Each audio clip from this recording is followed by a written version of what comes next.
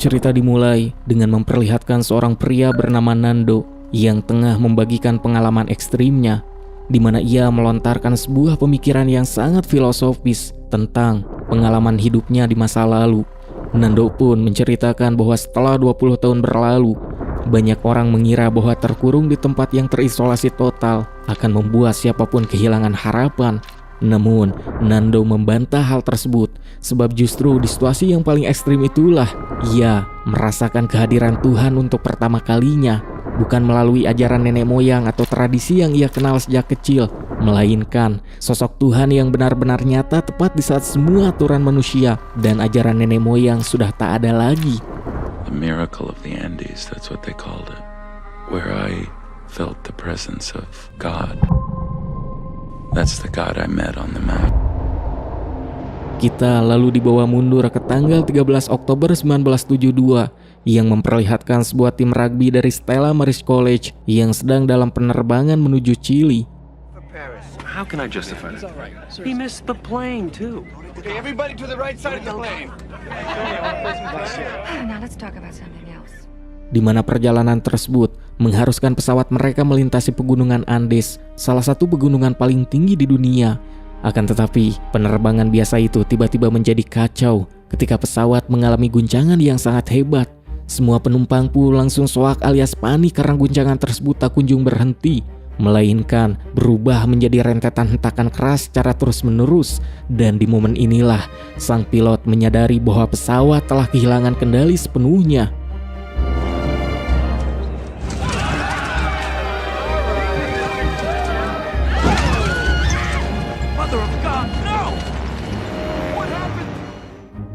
Beberapa saat kemudian, sayap pesawat menabrak keras puncak gunung yang langsung merobek badan pesawat menjadi dua bagian yang membuat bagian belakangnya coplok dan beberapa penumpang langsung terjun bebas ke udara.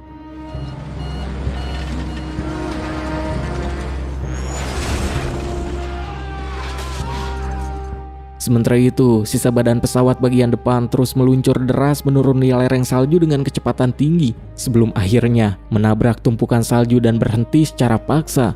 Dan benturan terakhir inilah yang membuat seluruh penumpang di dalamnya terpental keras dari kursi mereka.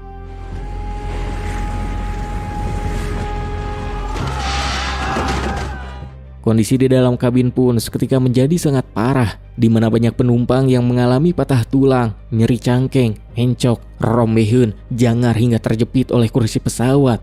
Dan di tengah situasi yang berantakan tersebut, mereka yang masih selamat mencoba sekuat tenaga untuk menolong penumpang lainnya. Roy, you hurt? I don't know. No, it's fine.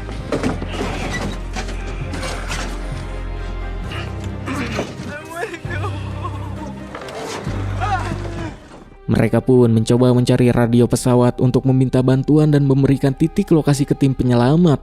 Namun, usaha tersebut gagal total karena sistem komunikasi pesawat sudah hancur sepenuhnya. Dan tak lama kemudian, salah satu pilot yang terluka parah akhirnya menghembuskan nafas terakhirnya di depan mereka.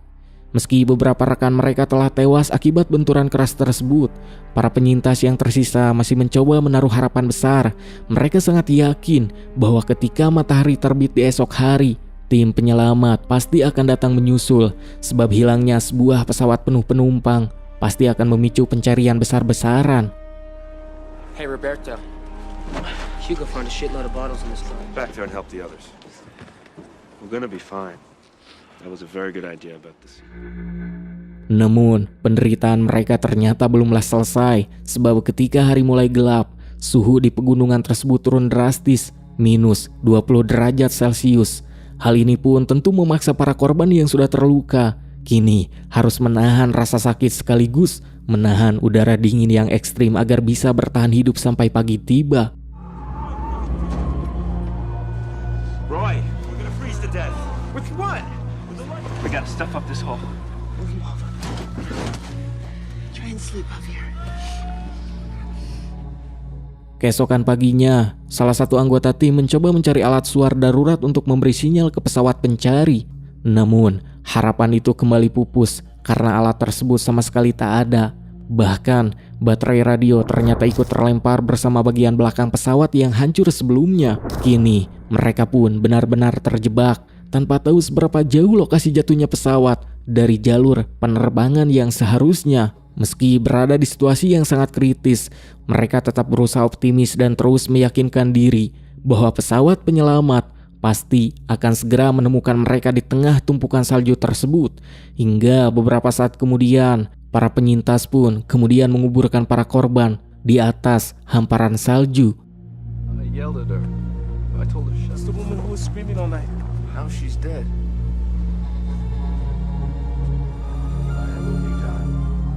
Para penyintas kemudian mulai mengeluarkan barang-barang yang tersisa di lokasi tersebut. Namun, mereka mendapati kenyataan bahwa persediaan makanan atau logistik sangat jauh dari kata cukup.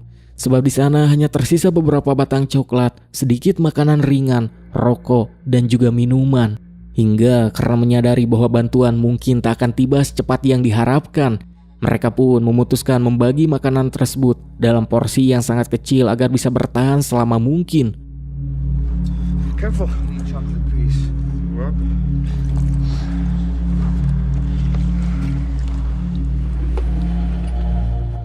Di tengah pembagian jatah makanan tersebut, tiba-tiba terdengar suara baling-baling helikopter dari arah kejauhan, yang tentu semua orang pun langsung bersorak dan melambaikan tangan karena mereka sangat yakin bahwa tim penyelamat akhirnya berhasil menemukan lokasi mereka. Namun salah seorang di antara mereka menjelaskan, walaupun mereka bisa melihat dan mendengar suara helikopter di atas sana, akan tetapi sang pilot dan para penumpang di atas sana mustahil bisa mendengar dan melihat keberadaan mereka.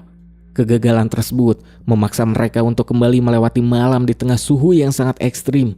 Meski begitu, sebagian besar penyintas masih berusaha keras untuk percaya bahwa di keesokan harinya mereka pasti akan ditemukan oleh tim SAR.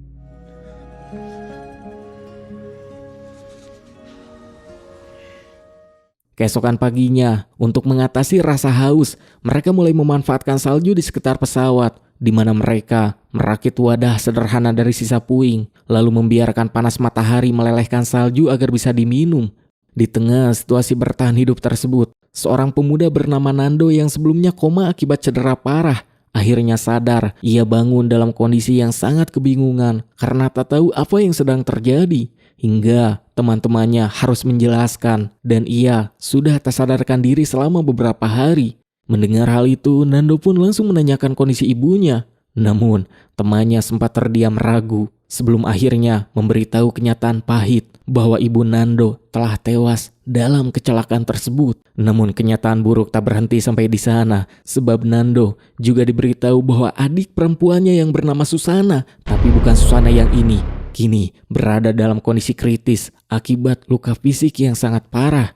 Hingga dengan sisa tenaga yang ada, Nando pun memaksa dirinya untuk bangun dan menghampiri Susana juga meyakinkannya bahwa semuanya akan baik-baik saja. Hari-hari pun terus berjalan yang meskipun berada dalam kondisi yang sangat menghariwangkan, para penyintas tetap berusaha keras menolak untuk menyerah. Sebab setiap kali ada suara atau melihat sesuatu bergerak di langit, mereka selalu mengira bahwa itu adalah tim pencari.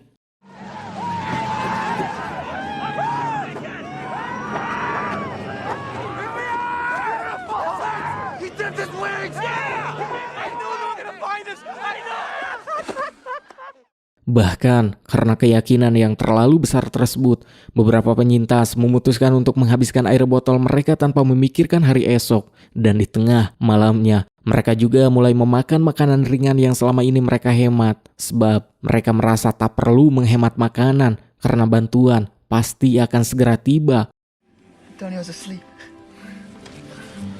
How do you think they'll save us? Helicopters are coming in the morning. Namun sayangnya, kenyataan berkata lain, sebab hari demi hari berlalu dan tak ada satupun tim SAR yang berhasil menemukan keberadaan mereka, yang membuat persediaan makanan mereka benar-benar habis total. Dan kini mereka dipaksa untuk menghadapi situasi yang jauh lebih parah dari sebelumnya, di mana mereka benar-benar terisolasi di tengah pegunungan Andes, dikelilingi salju dan tebing tinggi, tanpa makanan, serta terputus sepenuhnya dari dunia luar.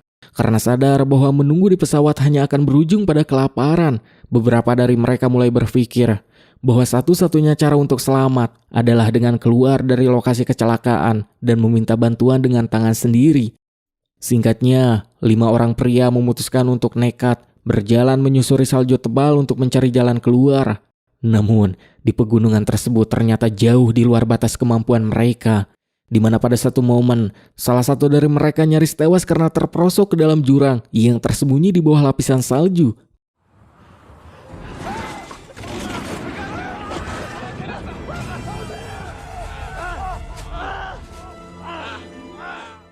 Kejadian tersebut pun membuat mereka sadar bahwa area di sekitar sana sangat berbahaya, sehingga mereka langsung memutuskan untuk memutar balik dan kembali ke lokasi pesawat sebelum hari menjadi gelap. Kini kelima orang tersebut paham betul bahwa berjalan kaki melewati Andes bukanlah sekadar hal yang mudah, sehingga mereka pun kembali tidur di dalam bangkai pesawat yang rusak sebagai satu-satunya tempat berlindung. Yang secara tak langsung, momen ini pun membuat harapan mereka untuk ditemukan perlahan mulai menghilang. Kondisi tersebut menjadi semakin berat bagi Nando, sebab adiknya yang bernama Susana yang selama ini menahan rasa sakit akibat luka parah, akhirnya meninggal dunia. Nando pun meminta izin kepada yang lain untuk memeluk jasad adiknya itu sepanjang malam, sebelum akhirnya dikuburkan keesokan harinya. Kejadian ini tentu membuat Nando sangat terpukul, sebab dalam kecelakaan tersebut, ia telah kehilangan ibu, juga adik tercintanya sekaligus. Beberapa hari kemudian, salah satu radio yang tersisa berhasil menangkap saluran siaran berita. Namun, berita yang mereka dengar justru sangat buruk, sebab pemerintah dan tim SAR ternyata telah menghentikan total operasi pencarian. Mereka menganggap bahwa tidak mungkin ada orang yang bisa bertahan hidup setelah terjebak sangat lama di pegunungan Andes.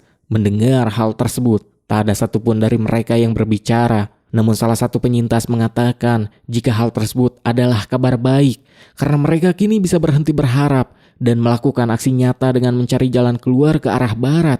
Dan di titik inilah penyintas tersebut akhirnya mengucapkan sebuah hal yang selama ini sangat dihindari, di mana ia menegaskan bahwa mereka harus ngaleut daging jasad korban yang telah innalillahi, atau mereka semua akan mati kelaparan. Awalnya tak ada satupun dari mereka yang setuju dengan usulan tersebut, sebab ngaleut sesama manusia adalah tindakan yang tak wajar bagi mereka. Namun sayangnya, kondisi memaksa mereka untuk menghadapi fakta menyedihkan bahwa mereka sama sekali tak mempunyai stok makanan dan tak ada kepastian apakah bantuan akan datang untuk menjemput mereka. What's out there in the snow is just meat, Antonio. I do believe in God, and I fear to have him judge me. Follow our hearts, use our reason. Well, I'm sorry, but I can't do it. Hingga pada keesokan harinya saat mereka sedang berkumpul, salah satu teman mereka yang bernama Roberto mencoba mengutarakan hal yang sama. Ia mengatakan bahwa jika ia innalillahi, mereka harus ngaleut tubuhnya agar bisa hidup. Roberto bahkan mengatakan akan menghantui mereka jika tak melakukannya. Meskipun awalnya terdengar seperti candaan, perkataan Roberto tersebut pun memicu penyintas lain untuk menyatakan persetujuan yang sama. Mereka perlahan mulai sadar bahwa jasad korban kecelakaan adalah satu-satunya sumber makanan yang ada jika mereka masih ingin hidup. Namun tentu keputusan tersebut tetap saja sangat berat untuk dilakukan. Hingga beberapa saat kemudian, rasa lapar yang sangat ekstrim akhirnya memaksa beberapa orang untuk mengambil tindakan tersebut. Mereka mulai nektek sedikit daging dari jasad korban, lalu ngaleutnya. Mereka melakukan itu murni hanya untuk bertahan hidup, sebab mereka tahu tanpa asupan makanan yang cukup, mereka semua akan innalillahi dalam waktu dekat. Hingga saat mencoba ngaleut daging tersebut, banyak dari mereka yang menangis, bahkan sampai muntah-muntah. Namun karena terdesak oleh keadaan, mereka perlahan mulai menerima hal itu sebagai satu-satunya cara untuk bertahan hidup. Juga keputusan ini pun tentu jauh lebih berat bagi Nando, sebab di antara tumpukan jasad di luar sana terdapat tubuh ibu dan adiknya. Meski begitu, ia sadar bahwa jika mereka semua mati kedinginan dan kelaparan, maka semua pengorbanan ini tak akan ada gunanya. Setelah mulai mendapatkan sedikit tenaga dari makanan tersebut, para penyintas kembali mencari akal untuk bisa keluar dari gunung itu. Mereka teringat bahwa baterai dan beberapa peralatan radio masih tertinggal di bagian ekor pesawat yang terlepas saat kecelakaan tadi. Mereka pun berharap bisa menemukan lokasi ekor pesawat tersebut, lalu mengambil baterainya untuk menyalakan radio agar bisa meminta bantuan. Berbekal rencana itu, sekelompok penyintas kembali berjalan, mendaki salju tebal dan lereng yang sangat curam.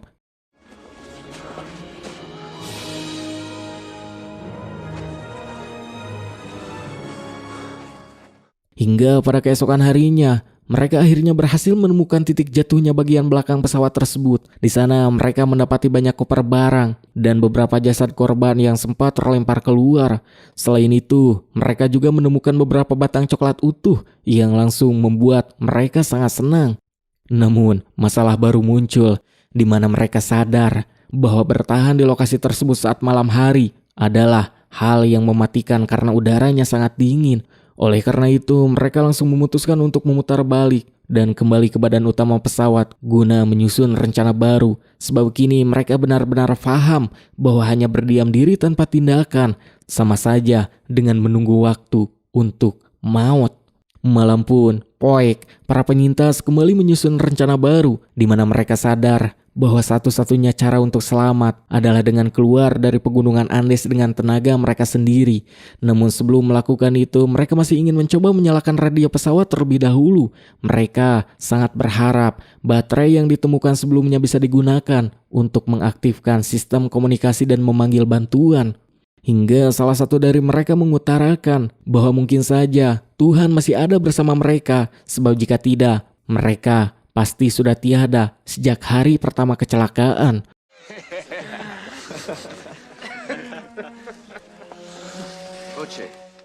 Hingga pada malam harinya saat mereka sedang mencoba untuk bobo, sebuah kejadian tak terduga kembali terjadi. Tiba-tiba sebuah longsoran salju raksasa turun dari puncak gunung dan langsung menghantam lokasi pesawat tersebut. Yang karena kejadiannya sangat cepat, mereka tak sempat melarikan diri sehingga salju pun masuk menembus celah dan jendela pesawat yang sudah hancur. Tumpukan salju itu pun langsung mengubur sebagian besar badan pesawat dan membuat orang-orang di dalamnya berteriak panik. Beberapa dari mereka mencoba menggali salju menggunakan tangan kosong. Namun, badai di luar ternyata sangat kuat yang membuat mereka pun terjebak di dalam kegelapan tanpa oksigen. Kejadian tersebut pun menyebabkan beberapa orang tewas karena tertimbun salju, sementara yang lainnya tewas karena kehabisan nafas.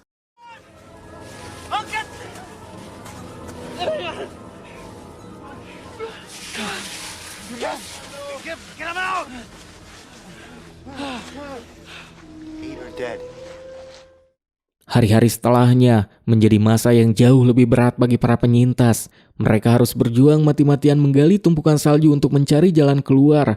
Hingga akhirnya beberapa orang berhasil menembus ke permukaan dan kembali melihat cahaya matahari setelah berhari-hari terkurung di bawah salju. Namun, seperti yang sudah kita duga, bencana longsor sebelumnya telah menewaskan beberapa orang lagi yang membuat jumlah mereka kini semakin sedikit. Meski begitu, mereka tak punya pilihan lain selain terus berjuang, sehingga mereka pun mulai membersihkan salju di dalam pesawat untuk membuat tempat berlindung yang lebih layak.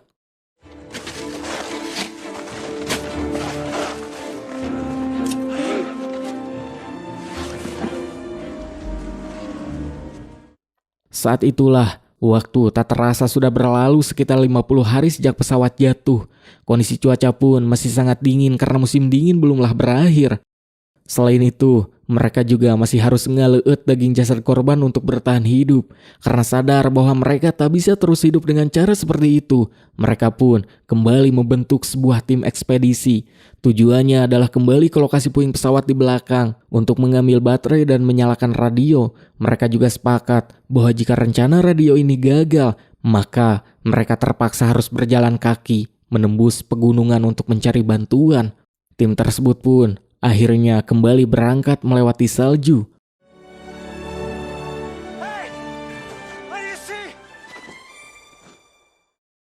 Di mana setelah beberapa jam berjalan, mereka berhasil menemukan baterai pesawat yang dicari. Selain baterai, mereka juga mendapati pakaian hangat, sedikit makanan, dan beberapa perlengkapan lain yang sangat berguna. Namun sayangnya, baterai tersebut ternyata terlalu berat untuk diangkat kembali ke lokasi badan pesawat, sehingga mereka memutuskan untuk memanggil penyintas yang paham soal kelistrikan untuk datang langsung ke titik baterai tersebut. Namun setelah berbagai cara dilakukan untuk menyambungkan kabel-kabelnya, radio tersebut tetap saja mati dan gagal dinyalakan.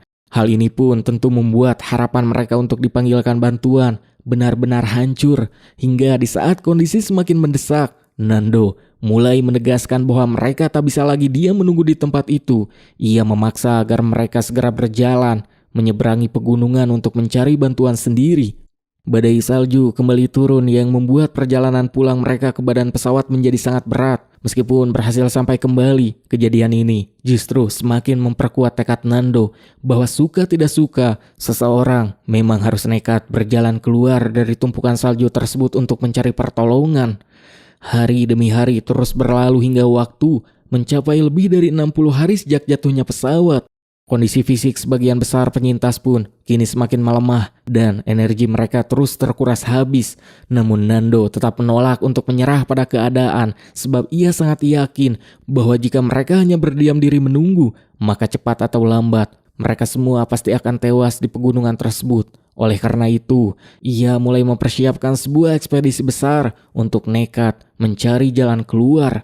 Hingga setelah semua persiapan selesai, Nando pun memutuskan bahwa waktunya sudah tiba untuk segera pergi mencari bantuan.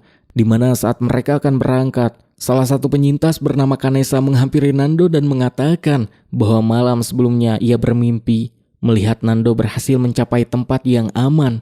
Mendengar hal itu, Nando hanya tersenyum dan merespon bahwa apapun yang terjadi, ia pasti akan menemukan jalan keluar.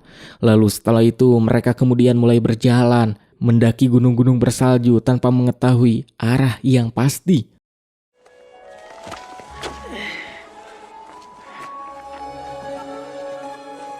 That looks like a good place to camp right up there. Dimana setelah berjam-jam mendaki dengan susah payah, mereka akhirnya berhasil mencapai salah satu puncak gunung. Mereka sangat berharap bisa melihat lembah hijau atau tanda peradaban manusia di atas sana. Namun saat mereka melihat ke arah depan, harapan mereka seketika hancur sebab sejauh dengdeleun atau sejauh mata memandang, yang terlihat hanyalah rentetan puncak gunung bersalju tanpa ujung.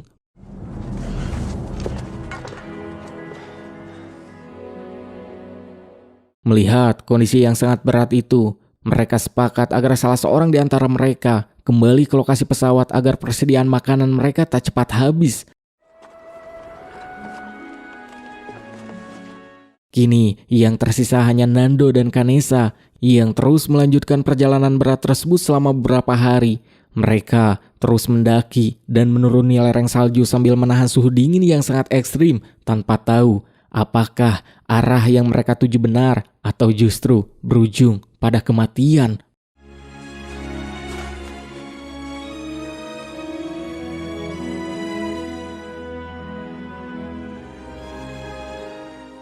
Hingga akhirnya setelah menempuh perjalanan yang sangat jauh, mereka berdua berhasil keluar dari zona gunung bersalju. Dan untuk pertama kalinya setelah berbulan-bulan terkurung, mereka melihat sebuah pemandangan yang langsung membuat mereka terharu. Sebab di depan mereka kini terbentang lembah hijau yang memiliki aliran sungai, pepohonan, dan yang paling penting terlihat ada tanda-tanda kehidupan manusia di sana. Sementara itu, para penyintas yang masih menunggu di lokasi pesawat, kini kondisinya sangat kritis dan hampir kehabisan harapan. Sebab mereka tak tahu apakah Nando dan Kanesa masih hidup atau sudah innalillahi. Hingga tak lama kemudian, suara baling-baling helikopter militer terdengar jelas dari udara, di mana para penyintas yang masih tersisa di lokasi kecelakaan pun langsung keluar dari dalam bangkai pesawat, yang mana mereka nyaris tak percaya saat melihat helikopter itu benar-benar datang menjemput mereka, yang ternyata Nando dan Kanesa berhasil meminta bantuan dan membawa helikopter itu ke sana. Juga terlihat keduanya kini berada di dalam helikopter tersebut, dan di momen inilah semua penyintas pun seketika langsung menangis, berteriak, dan saling berpelukan. Sebab setelah lebih dari 2 bulan terjebak dalam kondisi mematikan di pegunungan Andes, mereka akhirnya berhasil selamat.